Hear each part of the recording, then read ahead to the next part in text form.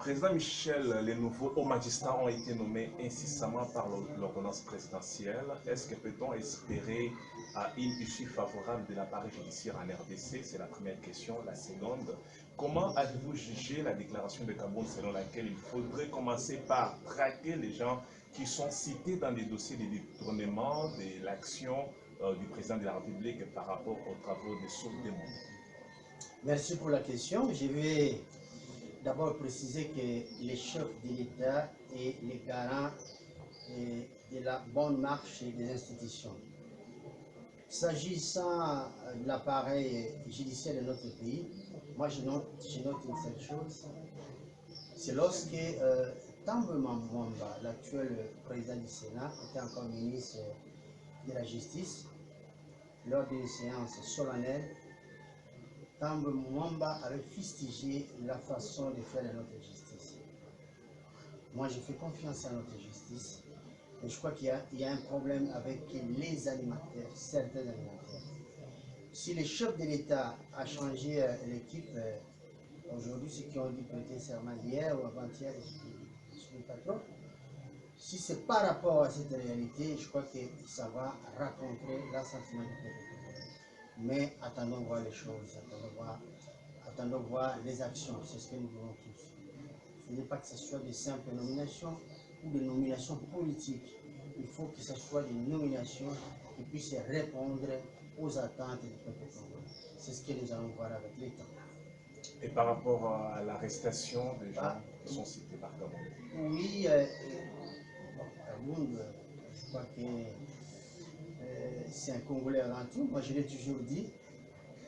Nous faisons partie, d'abord nous tous, qu'ils soient militaires, policiers, journalistes, nous émergeons de la société civile. Et ce n'est pas un Kaboun, vice-président de l'Assemblée nationale, qui a parlé. Il a parlé pour les comptes de son parti, l'IDPS, dont il a signé la présidence par intérim. Donc c'est l'homme politique qui a parlé, donc aussi c'est le combattant qui a parlé. Mais sa déclaration raconte encore une fois l'assentiment du peuple congolais. Parce que moi j'avais, figurez-vous, j'avais dit au chef de l'État, j'ai dit tout autour de vous, parce que nous avons combattu la négativité. Et j'avais dit au chef de l'État, c'est un conseil, c'était à prendre à laisser.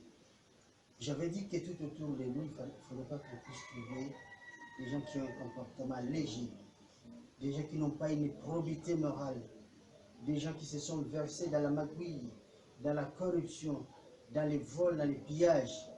Malheureusement, ce sont ceux-là qu'on retrouve tout autour du chef de l'État.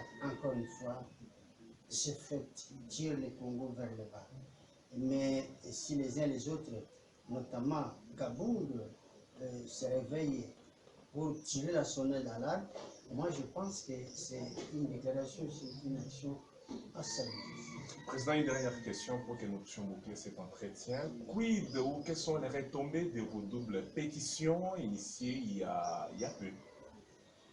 Oui, l'action a été posée, le peuple a adhéré, d'ailleurs je dirais que le peuple, c'est le fer de lance de ces deux pétitions. Et nous avons ce qu'il fallait faire parce que, ne l'oubliez pas, ces deux pétitions ont été élaborées en conformité avec notre constitution dans l'article 27. Nous avons fait notre part.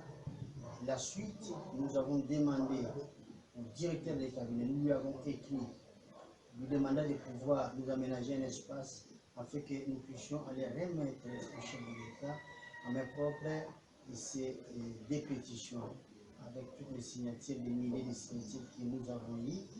Et voilà, nous attendons. Et pour l'instant, aucune réponse. Mais le peuple congolais s'impatiente.